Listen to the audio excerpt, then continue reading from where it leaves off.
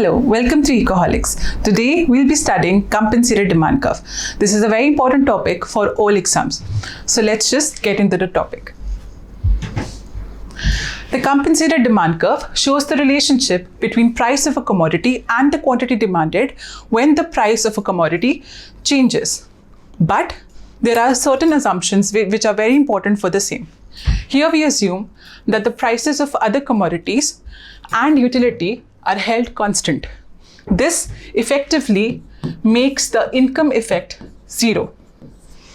So the real income of the consumer remains unchanged even though the price of commodity changes.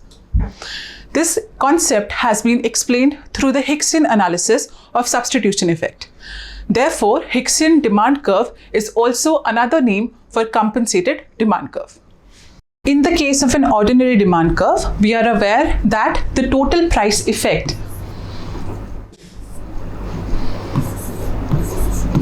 is divided into two effects known as substitution effect and income effect. We can have a quick overview of the concept. Substitution effect is the change in consumption of a good associated with a change in its price when the level of utility is held constant.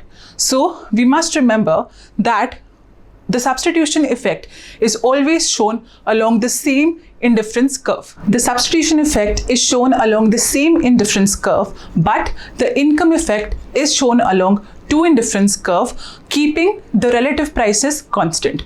So income effect is the change in consumption in which the purchasing power is changing, and this changed purchasing power is leading to additional quantity being consumed or less quantity being consumed. Here the relative prices are held constant. Let's see what happens in the case of compensated demand. In the case of compensated demand curve, the income effect becomes zero. It only measures the substitution effect, and the compensated demand curve is quite inelastic as compared to an ordinary demand curve. We'll be understanding this issue more in detail through a diagram.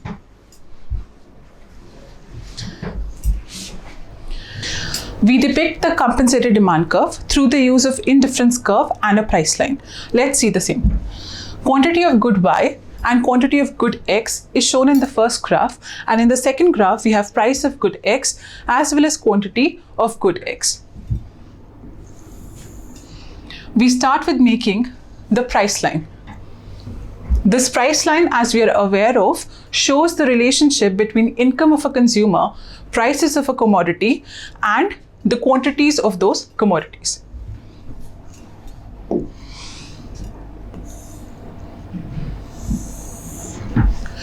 This is the indifference curve. We're marking this as IC1. The price line has been marked as AB. Let us take that the price line AB is depicting price P1 of commodity X. So at price P1 of commodity X, the consumer is at equilibrium at the point of tangency of his indifference curve as well as the price line. Let's remember that indifference curve shows all the points of commodity Y and commodity X which lead the same level of utility for the consumer. I've marked this point as E1. Quantity taken by the consumer as Q1 and price as P1. We will highlight this one point here. Now, suppose that the price of commodity X changes. Say the price of commodity X falls down. This will allow consumer to purchase more of quantity of X. This will lead to an outward rotation of the price line. We will have a new price line, again starting from point A and ending at B dash. This is the new price line with the new relative prices Px1 upon Py. Let's mark this as a new price. So here, the consumer will be reaching a higher level of indifference curve. This can be shown as IC2. Equilibrium will be E1. We should try to make the indifference curve somewhat like this. Now, this change from E1 to E2 is at a new price level, P2, sorry. So P2 here is depicting that the consumer will now purchase Q2 units of commodity X as the price of commodity X changes. But let us remember that this entire change in quantity demanded of X is inclusive of both income and substitution effects. So, if I do mark this point, combining the new quantity and the new price, and I join these 2 points, the curve I will get will not be a compensated demand curve. It will be an ordinary demand curve. We can mark the same through a dotted line here. Let's remember this is the ordinary demand curve.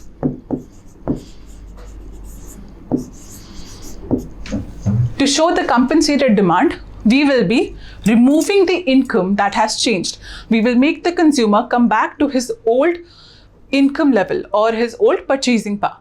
So, for the same, we will be shifting AB dash to a new price line which will be parallel to AB dash, and it will be a tangent to the old indifference curve.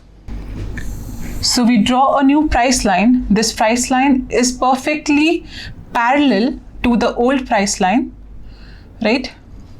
So we have to make it as parallel as we can, and it should also be tangent to the original indifference curve IC1.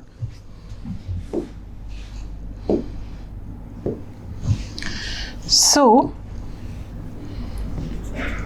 we can get this new point of tangency. This is E3.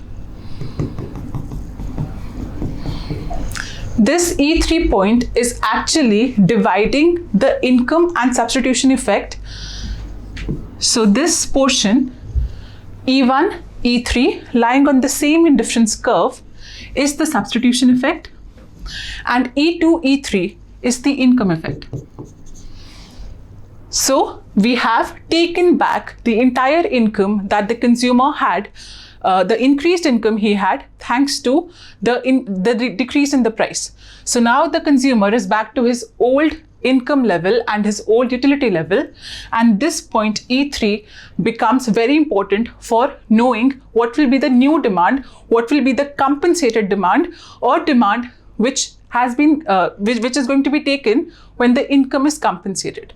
So here the quantity of good X demanded is going to be this quantity. We mark this as Q3. This Q3 is happening at the changed prices here, and joining the first point, original point here and this new point here, we get a curve which is the compensated demand curve.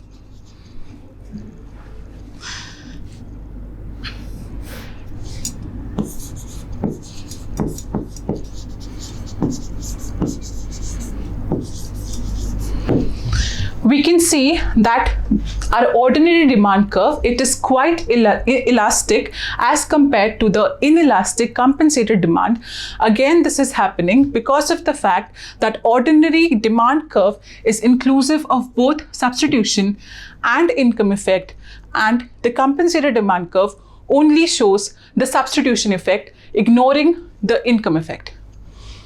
So this is all with respect to derivation of compensated demand curve, or what we also call as the Hicksian demand curve.